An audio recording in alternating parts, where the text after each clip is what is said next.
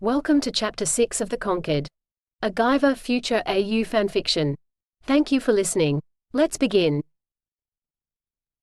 The Conquered, Chapter 6, Extinction.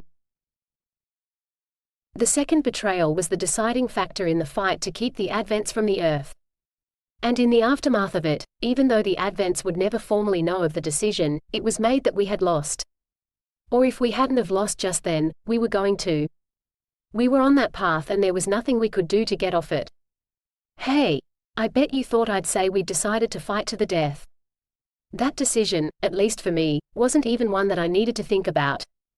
I will die 1,000, 1,000,000 times over before I ever become a zoanoid.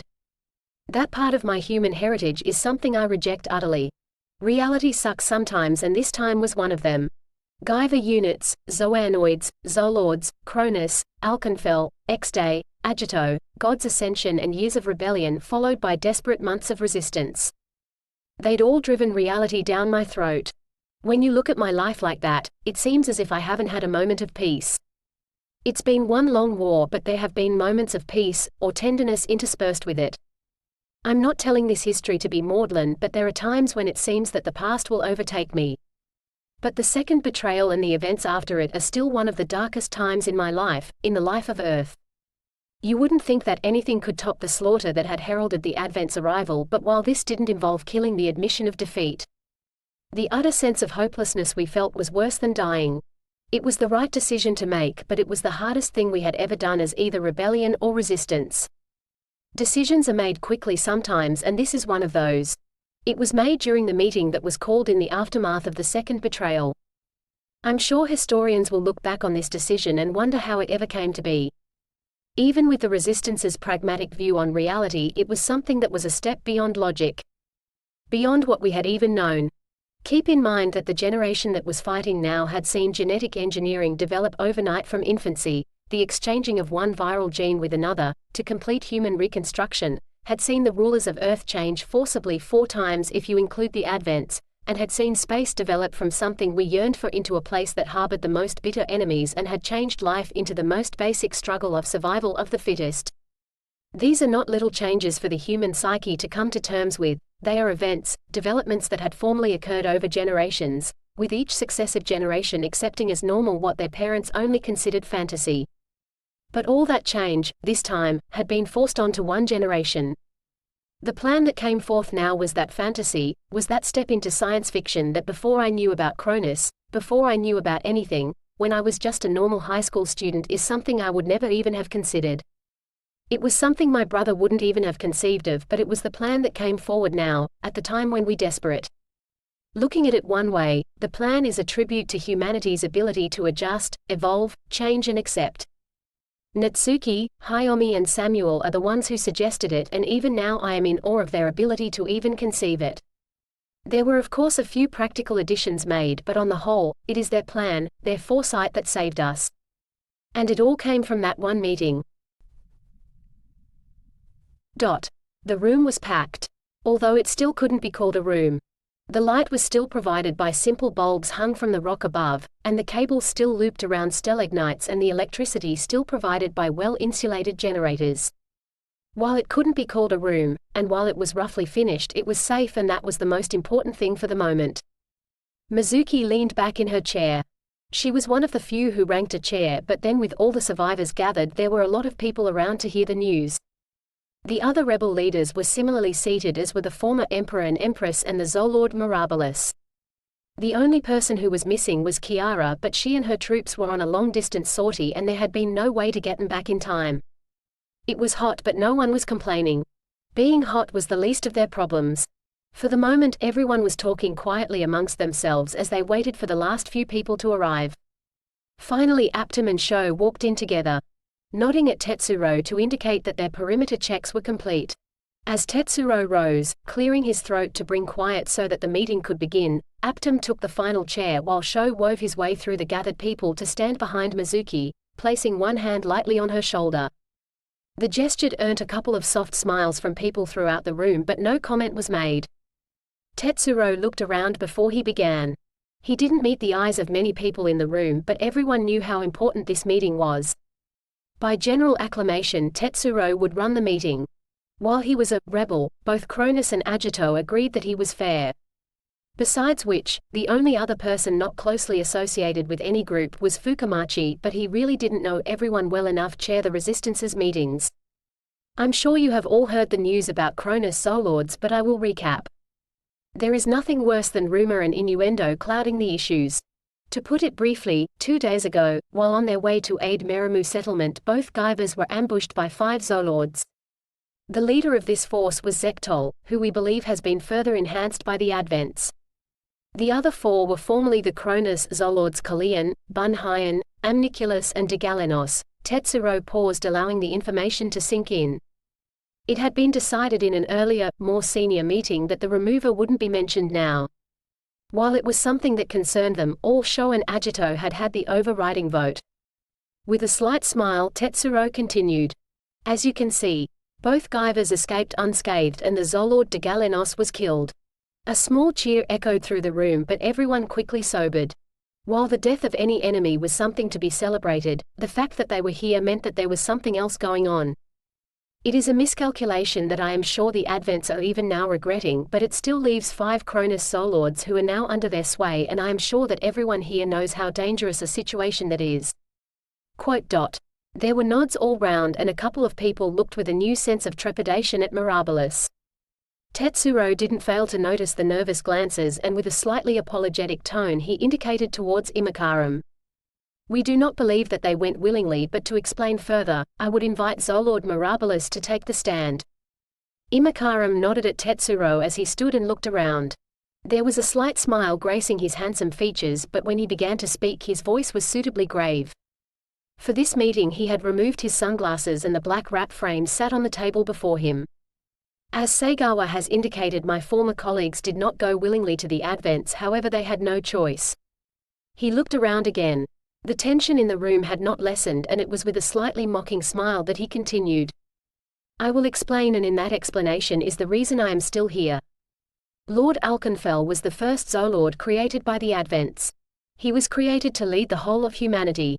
The entire Zoanoid army in their interstellar battles, but such a task is simply too large for a single being to undertake. Mirabilis spoke softly as he outlined what amounted to the early history of humanity, and even though it was the past, many people perked up at his words. Alkenfell had been defeated, but there was still a great deal of interest in him, and with the Advents on Earth there was interest in their earlier activities on the planet. In order to aid Lord Alkenfell in his task of directing the Zoanoid troops, the Advents gave him the ability to create 11 other Zolords. In this way they could spread successfully throughout the galaxy. However, before the creation of any lesser Zolords, an event occurred, and that event was known as human Guyver activation. For those of you who have studied the history of Guyvers, this one was Guyver 0. He was the first human to ever use a Guyver unit, and needless to say the Advents were not happy when one of their experiments broke free of their mind control. After proving that it was an extremely strong battle creature, the Advents did, through Lord Alkenfell, succeed in destroying that first human Guyver. Mirabilis skipped over most of the details. The incident was important, but the details were just that, extraneous information that had little or no bearing on the present. Besides, those who needed to know, already did. It should have ended there, but it didn't. When presented with the rebellion of one of their creatures, the Advents saw the rebellion of all their creations. And so it was that they abandoned this planet, leaving Lord Alkenfell, Zoanoids and unchanged humans to fend for themselves. Human society evolved and Cronus existed within it, with Lord Alkenfell watching over what remained of the Advent technology. The Advents spent millions of years on this planet. They took the primitive life that was evolving here and hastened its evolution. If left alone, it's possible humanity would have evolved, but not for several billion years. I say this only to illustrate this point. The Advents left 1.5 to 2 million years ago. Considering they spent at least 100 million years developing their experiments, the time they have been absent is not significant. It is as if a scientist has gone to fetch a cup of coffee while in the middle of an experiment.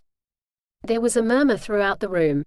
Imakaram was causally rattling off numbers of years that for humans were difficult to contemplate.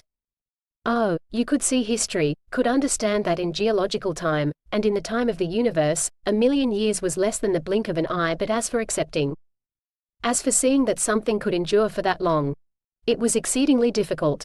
If a human could live to 100, then a million years was 10,000 lifetimes, was approximately 30,000 generations. No one, immortal or not, could conceive that. Finally, most people in the room gave up struggling with the concept, settling instead for the idea that the Advents had been on Earth a long time ago and now they had returned. Vague, wishy-washy, with no numbers attached. And far, far easier to consider. A half-smile flickered across Mirabel's face when he realized the position most had taken. He understood the time because he had shared Lord Alconfal's memories. He knew what it was like to exist for thousands of years, waiting, watching, eternally patient and occasionally interfering. He looked towards Fukumachi and Mikishima. Assuming nothing happened, it was a reality they would soon have to accept. However, before they left, they crippled Lord Alconfal, and in leaving him here they betrayed him. Whatever loyalty Lord Alconfal once felt for them was lost, and since the day they left he planned for their return. Cronus, as you are aware, was an organization of soldiers, and this was for a distinct purpose. Despite whatever you have been told, it is possible to produce zoanoids whose abilities lie in other area. Lord Alconfal needed a fighting force, and he needed, as the Advents had planned, a total of 12 zoolords, including himself, so he was not interested in creating those other types of zoanoids. The zoolords Lord Alconfal created were different from the ones the Advents would have had him create.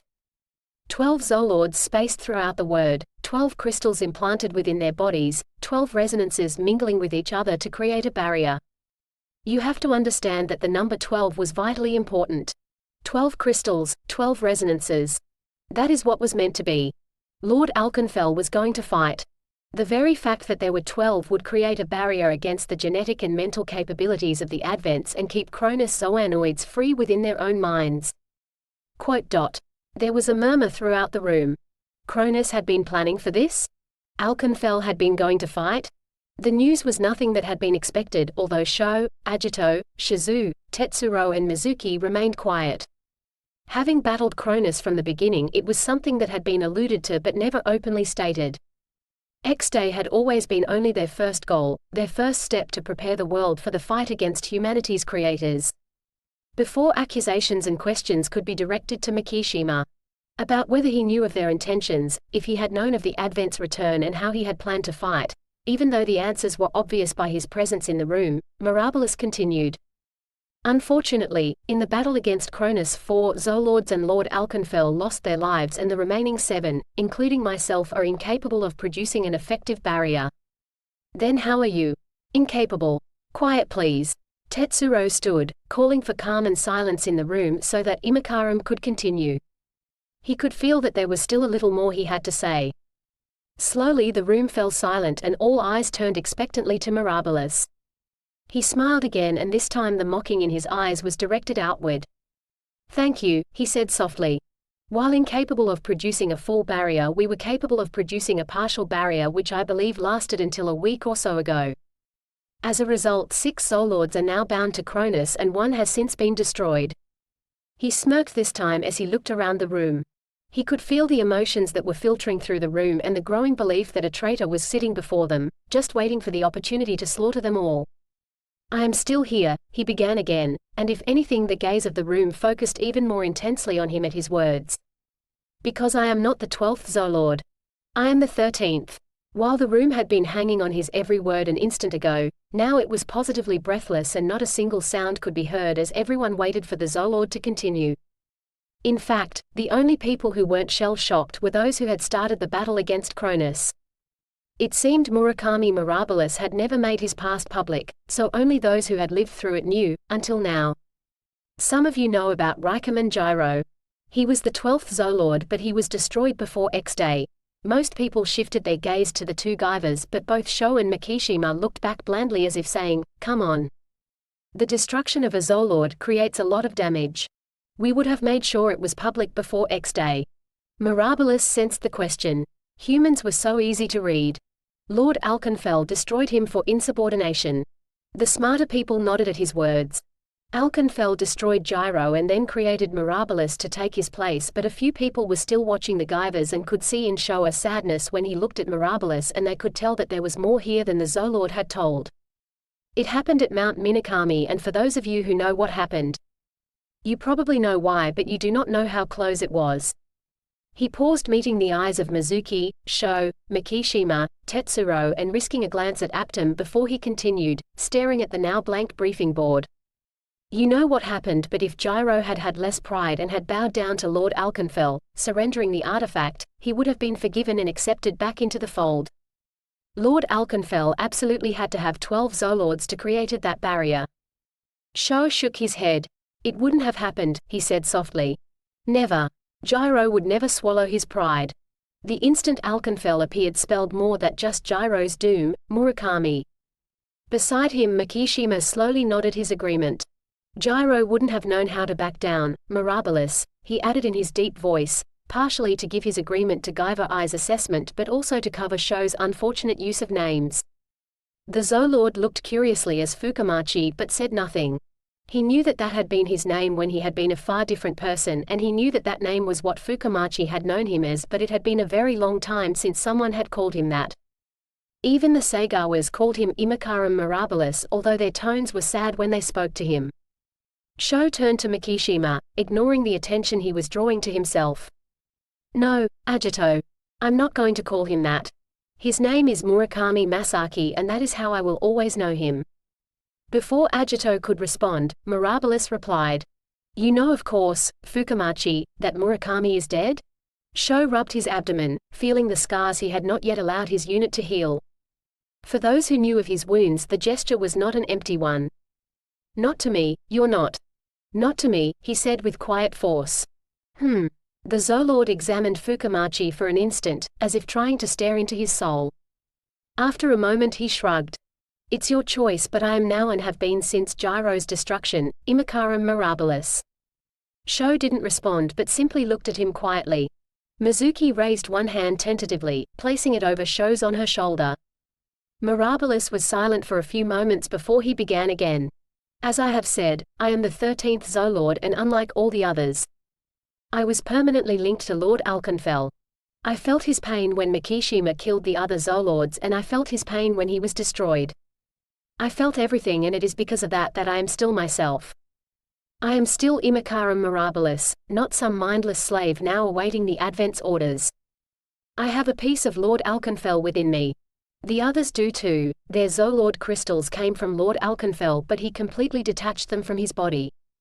My one, even though he no longer exists, is still a part of him, and so it is possible for me to create a small barrier that is centered upon me, and that enables me to keep myself free from the Advents. Around the room there were nods of understanding, and the tension dropped noticeably. It didn't vanish. There were few in the room who could completely trust the word of a Zolord, but the explanation was plausible, especially to those who had known Alkenfell. Hey! Aptum's eyes were strangely bright. So what does it feel like to have death inside you? He asked with a grin that showed his pointed teeth. I could ask you the same, Mirabilis responded without the slightest trace of annoyance or anger. Hee ha ha. You could. Aptum seemed delighted about something, but after a moment he sobered. Perhaps that's why I can't hear the Advents, he mused. There's too many other voices in there. Perhaps, Tetsuro spoke, looking significantly between the two of them. The resistance didn't have time for the two of them to sit there subtly insulting each other. But you, like the rest of the Cronus zoanoids, will be reprocessed to replace all genetic loyalty coding with an identification signature. Humph. I don't have Cronus coding within me. We know. It was Sho who spoke for all the old gang. You're a lost number, so the coding doesn't affect you, but it's still there, Aptum. Besides, with the number of reprocessings you've been through, one more is hardly going to make much of a difference. Humph. Aptum rolled his eyes but remained silent. Thank you. Tetsuro nodded towards the zoanoid before looking around, assessing the mood. It had lightened considerably since Mirabilis had begun talking, but it was still serious. Their situation was dire, and while the Zolord was not a threat, that still left 6 Zolords serving the Advents.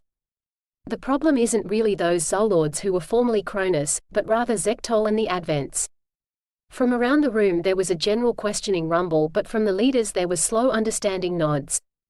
What do you mean? Mikishima rolled his eyes, a small sneer on his lips, but he responded in a voice that seemed to hold infinite patience. Shizu and Mizuki shared a quick glance, both women aware of how close Agito was to losing his temper. He had never suffered idiots well. Cronus Zolords are that by virtue of the Zolord crystal implanted in their bodies. Zektol is a Zolord, but he does not have a crystal. The Advents made him into one without giving him that distinction, and if they can make a Zoanoid into a Zolord, what's to stop them giving every Zoanoid they make the powers of a Zolord? A fearful hush pervaded the room at his words. The point is, Sho began with a look at Mikishima, clearly telling him to calm down. They haven't done it yet, but it's probably only a matter of time, and even if we reprocess every Zoanoid here into their ultimate form, we couldn't fight them all. Why don't you say it clearly, Sho?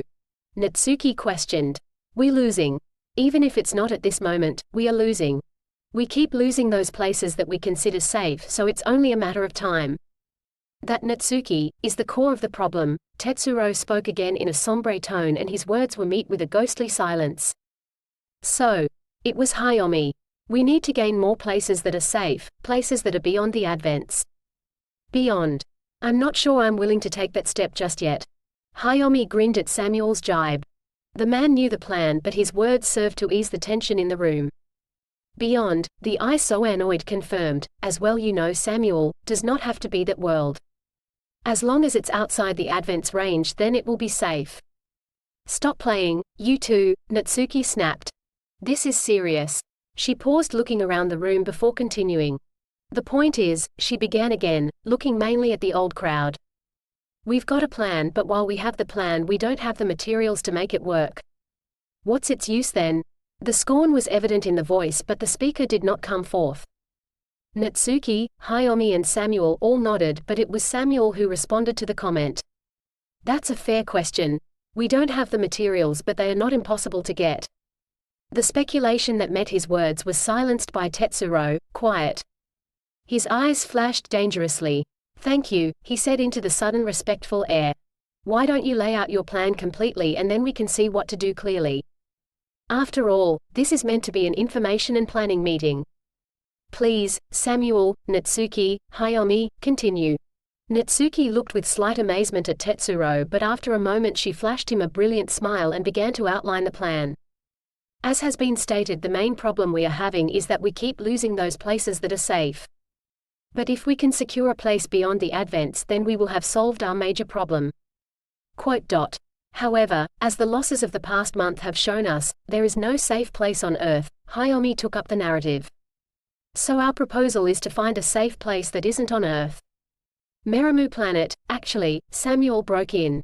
It's an Earth-like planet that lies between Taurus horns. We believe it would be suitable for settlement and no alien activity has been noted in the quadrant. Tetsuro looked at Samuel from over the steeple his fingers had made. That is interesting, Samuel. Very interesting indeed.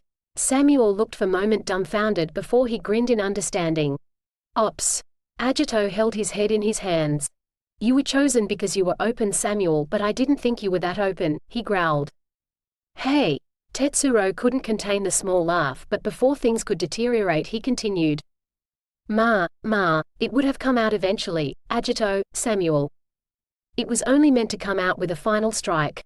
Anyway, Natsuki broke in forcefully, planet Meramu has an Earth-like atmosphere and it's about the same age as Earth. We aren't sure whether it has life on it, but it is capable of supporting life as we know it, and as Samuel has said, it is away from any previously noted alien activity, so therefore we hope that it is away from the Advents. We do have a couple of fallback planets in the event that Meramu is populated, but we don't believe they would be as favorable. As we said before, we don't have the materials. We don't have the ships with which to begin a migration with, and I doubt we will ever have enough to mass transport all the surviving humans. So you propose we draw lots? The question held a note of outrage. No. What we propose is that we hold a shuttle service. Remember also, if we go ahead with this, every ship must slip between the Advent blockade. It's not going to be easy, but if we shuttle those people and settlements we believe are at the most risk, and protect others until we are ready to move them, then reduce the amount of ground we have to protect and we reduce the numbers that could possibly be lost if the worst happens. I see, Tetsuro nodded. It's got possibilities. The biggest problem is the lack of initial ships to start with. Agito, Hayomi turned towards the Emperor. All the arcs got destroyed, didn't they? Agito nodded. The wrecks are scattered around the planet, and there is even a couple on the moon. His voice was disgusted. But we could use some of the wrecks as the base for new ships. If they got reinforced, they should be structurally sound. We have ships. The point is though, we know how to build them. Wah! We have ships. Fukumachi. What the hell do you mean? Everyone in the room looked at Sho strangely, and Mizuki's eyes held more than a cursory worry. We have ships, he repeated for the third time. We can build more arcs, and we are going to have to, but initially we are going to need a few ships to scout out Meramu and prepare it for settlement.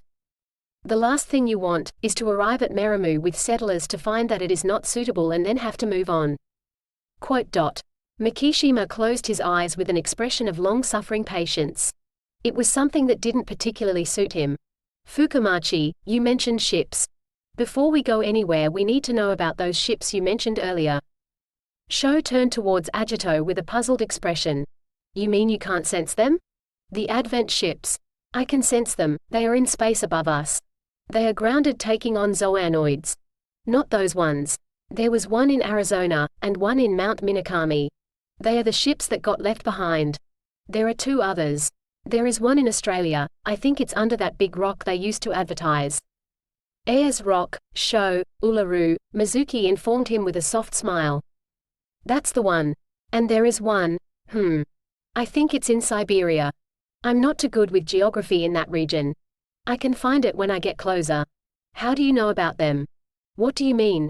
Fukumachi, those ships have been there for centuries. Cronus didn't find them even with all the searching they did. The Advents haven't contacted them, and I know you haven't had time to search for them, so how do you know about them? The question came from Mirabilis, who like Agito was looking at Sho strangely, as if he couldn't quite believe what he was hearing. How do I know? Sho returned the question. They told me, he said matter-of-factly. When I woke up, they woke, although they woke partially because of me and partially because of the approaching Advents. But they exist, they are awake, and they don't want to go back to their masters. All they need is a pilot and they will help us. Well, that makes things simple then. Natsuki spoke before either Mikishima or Mirabilis could further confuse the issue. The first wave is space-capable troops who will do the initial settlement of the land, followed by the settlers when the first new arc ships are built.